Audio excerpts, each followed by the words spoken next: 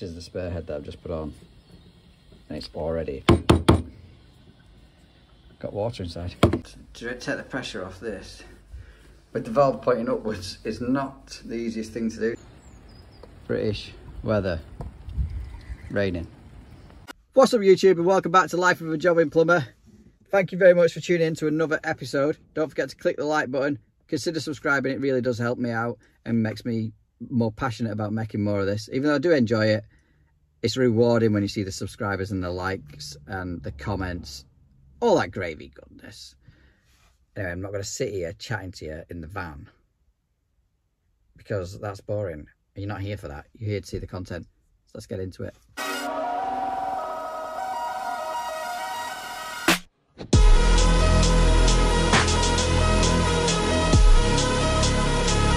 Right, so we've just turned up to this Duotech. Customers had the case off.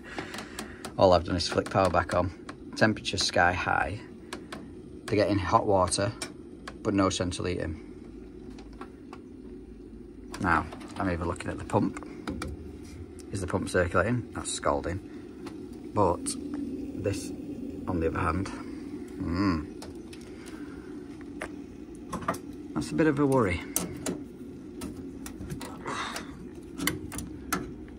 If this is stuck in hot water, Christ, let me get that off. Hot. Bloody hell. Not shaping myself today, am I?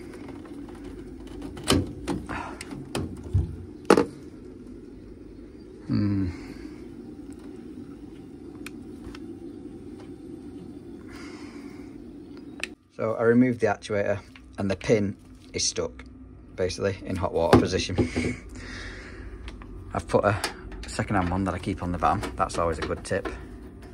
And look, heating is working. Ooh, beautiful. So yeah, the weeping diverter, well, three-way valve cartridge, the pin has obviously got water into this head, actuator head, and killed it. Got replacement three-way valve cartridge and a replacement head, because obviously I don't want to leave the second-hand one on. I'll just throw that back in the van for next time. Alternatively, on this one, it could have been someone shut off one of these whilst trying to fill up. There's a filter in here, a return filter that could have been blocked, or the pump could have been stuck, which again is quite common on an ERP pump. Oh, get this drain down now and swap it out. Not going to go into too much detail because I've done this a few times on my videos, but just show you what's what in case you missed it. Hose on the drain off. Oh, you beauty. I never shut off the isolation valves on a bloody backseat because no doubt it won't shut off, and if it does shut off, it'll probably snap in the shut position knowing my luck. This is the spare head that I've just put on, and it's already got water inside. That's because the pin inside here is weeping. What's the chance it's going to break? Let me know in the comments now. Pause the video and let me know, is this going to break when I try and take it out, or will it stay in one piece? You can get the big grips at... I forgot I've still got this heap inside here. Just been fitting a Worcester 1000. Unfortunately, I wasn't feeling like filming the install job because the installs never perform very well on YouTube. But I will film the next one that I install. There's more negatives for the Worcester 1000s than there is positives. Put it short form, I prefer the Baxi main for a 5-year warranty than the Worcester 1000. Yeah, that went off easy. Still draining yet, so I'll take it all the way out. Please don't snap, please don't snap, please don't snap. Oh, still a lot of water in it yet. Oh, idiot.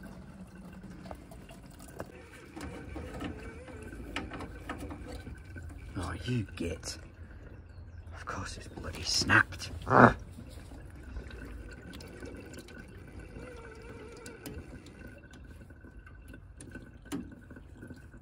in. And take off this bloody flow valve now so I can smack it out. So now that's out of the way.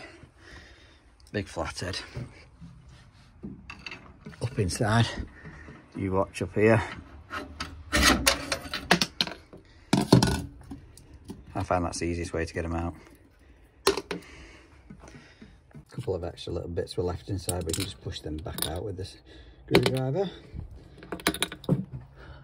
Put some new fibre washers on that and get that valve back in, then we can start rebuilding. Just greased it up and rub that in now. Just helps ease it going back into its housing. Everyone always asks me about this mini grease gun. Amazon, just search mini grease gun and it'll come up. It's about 13, 14 quid. And at the minute I'm filling it with Pitbull silicone grease and it comes out easy.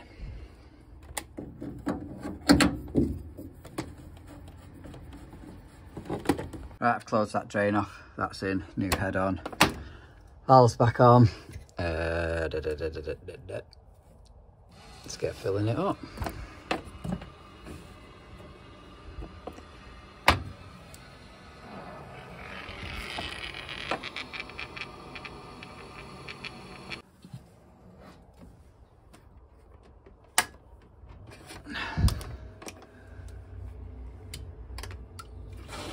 Let it circulate round a bit now to try and clear its air. That AAV is open.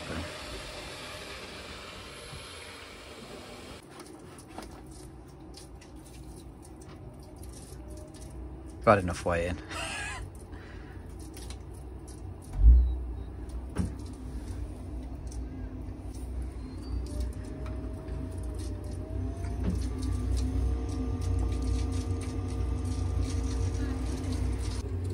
Pretty happy with that. Turn them on to both. Something like. Give this hot water a test.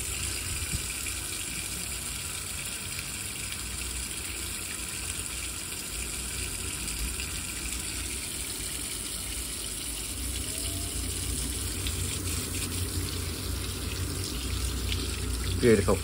Case back on, do our checks, and on to the next one. I think, for the sake of 30 seconds, I'm going to give the case a clean just to make it look a bit more presentable. Not that it matters, it's in a garage, but still, OCD in that. Well, at least I know it's been done. What is up, YouTube? Bit of a different one this today. Don't normally get this kind of job, but we're replacing that for a normal radiator. This bathroom was done 6 months ago-ish. It's got 2 external walls, both these 2 are external.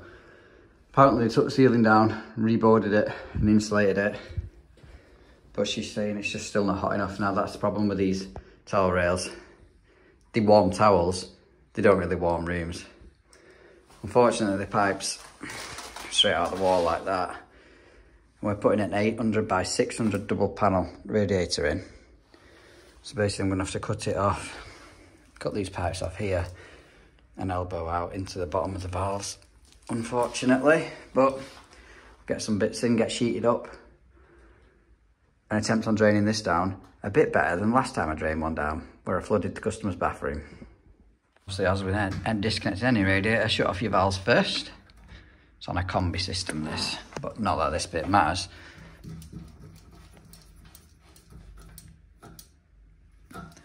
Those 2 off first. I'm going to folding bucket out.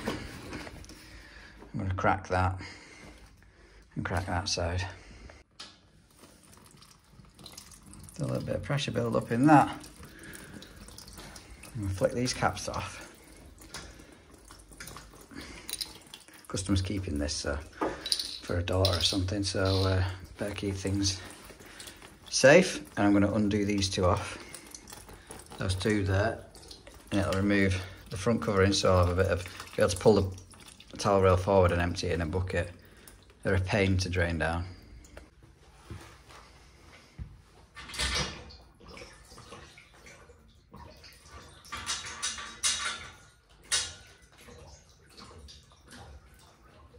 I knew we were going to do that. empty, suck air in from the wrong side.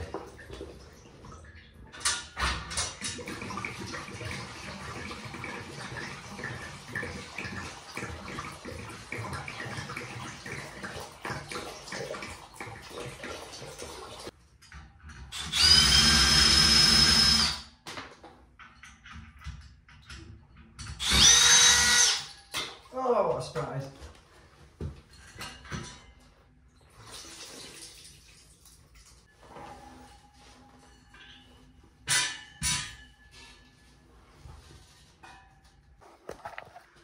Right, that's that off.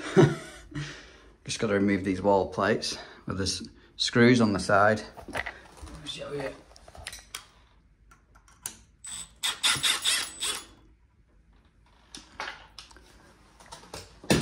And that should pull out of there. And then you've got a screw in the back of there. Undo that off. That's the brackets, or one of them, off the wall. A fresh working surface. Probably just, well, I'm definitely going to have to fill these in. Them two should be behind the new radiator, but we'll see. Put all the brackets back on there. I'll give them the valves when I've drained it down and took them off. Put this in a safe place. I know we have some foreign viewers from different countries. This is your typical British weather. Raining. Obviously, as usual, I'm going to rapid glue these tails in. Put it on first and third thread all the way around. So basically second thread, quite a big dolloping. A little bit like that. Shown you many a times how to do this. But this is for new viewers, so I'm sorry if it's repeating itself to you existing or regular viewers. We'll let that set. I give it 20 minutes. And before doing anything else, I need these two out of the way. Because obviously my bottom of my radiator is going to be roughly here-ish. And they're in the way at the minute now. To take the pressure off this, with the valve pointing upwards, is not the easiest thing to do. So I normally get a towel, put it inside the bucket, put it on top of the valve. So then the pressure gets absorbed by the towel first, before running into the bucket. Like I say, it's on a combi this, so shouldn't take too long, he hopes. Famous last words.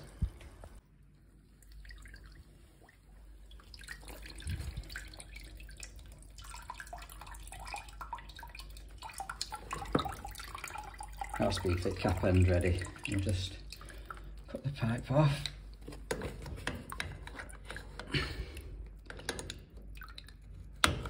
Around there.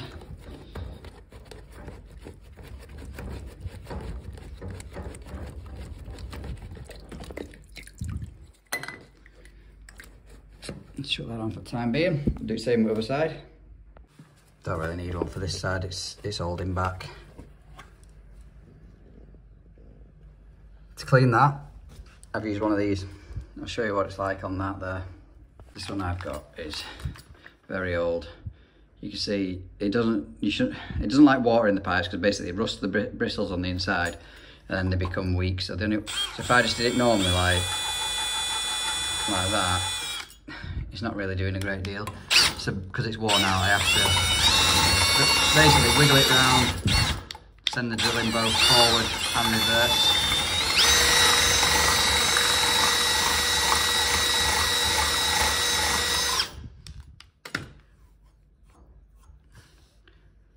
Something like that. They are really good. You can buy them, not them ones.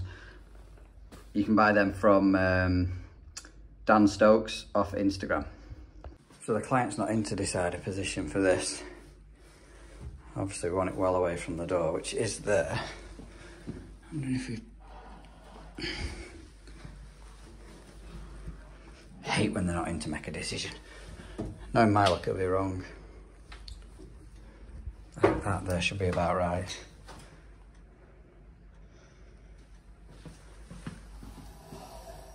A little bit of a dent in them grills there. A little mark on that.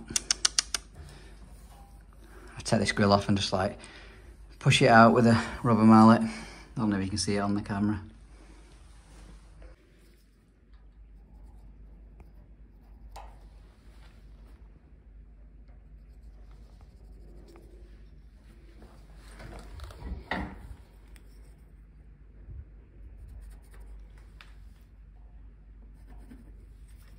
Always try and use washers on your screws where possible. It just gives it a bit of extra pull on the bracket back to the wall.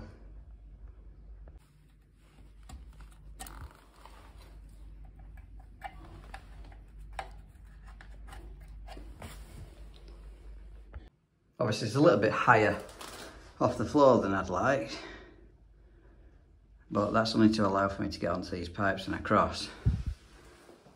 Hopefully it'll warm the room, and that's the objective anyway. Probably no doubt I'm going to have to come back off for me to get onto these. And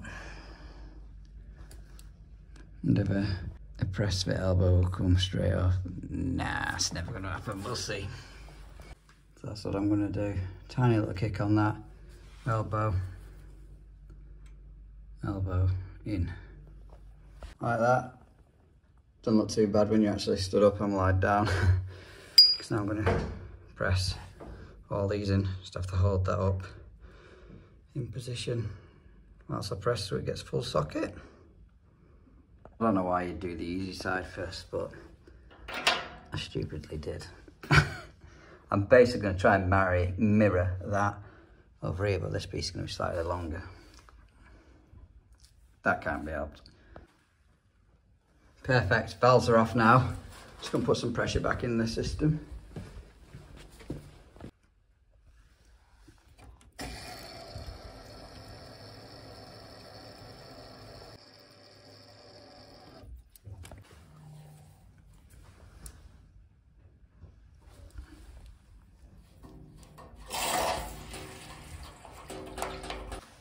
I just bled it and topped the system back up and fired it up, make sure it's all working correctly.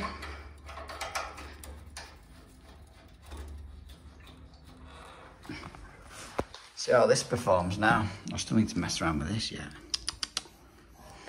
Bet you thought I forgot about filling them in. I did. Yeah, hopefully it'll be a lot warmer for her.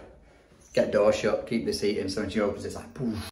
Right, as usual, we've got a horror story nightmare job coming up next from one of my good friends, Luke. In February, I've had plenty of pictures sent in of weird situations in regards to plumbing, so they'll be featuring in the outro with a tag as to whose picture it was. So make sure you watch it to the end of every single video in the future for something different at the end. And if you want to be featured as an outro with a picture or a video, just send me a message on Instagram, TikTok, or email. Email is in the description of my homepage. Thanks very much for watching, guys. Catch you on the next one. What is up, everyone? I'm Luke from Blue Bulldog, and Dan's asked me to share with you a funny or worst customer experience. Well, let me start with the funny. Remember on my apprenticeship, I was helping my uncle out. We had a lot of radiators to fit, so I fitted about 8 radiators, filled up the system, got it running to temperature, doing the final checks, walking through the property, you know the score. I'm walking through the living room, and I noticed like this big wet patch on the floor. And I look up, I'm like, where's this come from? It's got to be a leak somewhere. I touch it and it's warm. Well, it's warm and wet. It's got to be off the heating. I look to my right, and my uncle, he's bent over laughing. I'm like, what are you laughing at? I realised the dog had walked through the living room, took a big piss on the floor, then walked off. My uncle seen it. He said, then I walked in and started going, what's this? Why is it wet? Yeah, slap on my hand in dog piss. He's never let me forget that one. That's a pretty funny moment that happened to me. And the worst, probably the worst one I've ever had is I've had the ceiling fall down on me.